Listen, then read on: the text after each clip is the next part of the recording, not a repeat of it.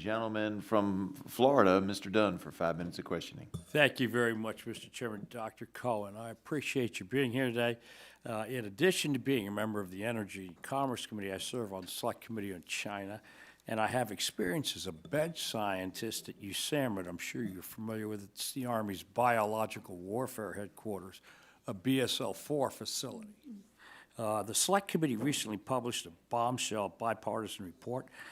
You're aware of it. You've said on the illegal biolab that was discovered in Reedley, California. This warehouse was located in the center of a small town just across the street from an elementary school and a block down from the city hall.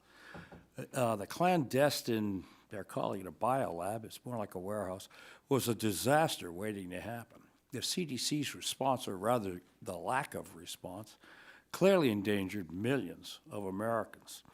And there were a couple of things that really stood out to me. The first is that the CDC's Select Agent Program completely failed the people of Reedley, California.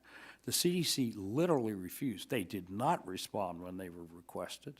They responded months later, and only when Congressman Costa made that request to come to the town and assess the situation.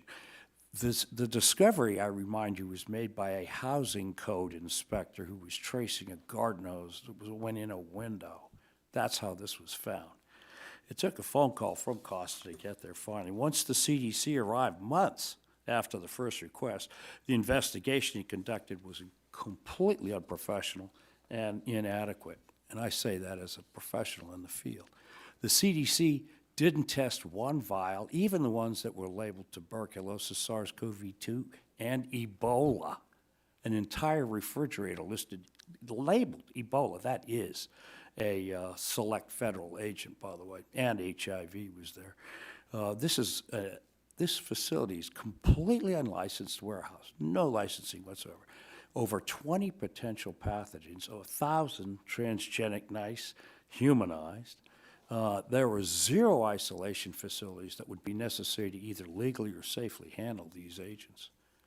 And perhaps most egregious and simple-minded, the agency didn't even bother to translate the Chinese labels. There were some vials that had only Chinese labels. Didn't even ask for a translation on this. Amazing.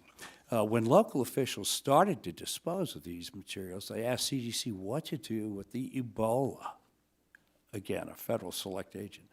And a CDC branch chief, I have these emails I'd like to submit for the record. Without objection. Thank you. CDC branch chief belatedly responded saying, we don't see an urgent need to test these samples at the moment. Most of the material we identified was not considered a serious threat to public health. HIV, SARS-CoV-2, hepatitis, malaria, and Ebola, not considered a serious threat to public health.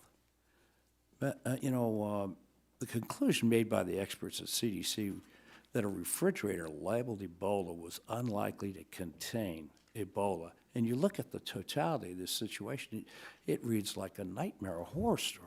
In what world is this okay?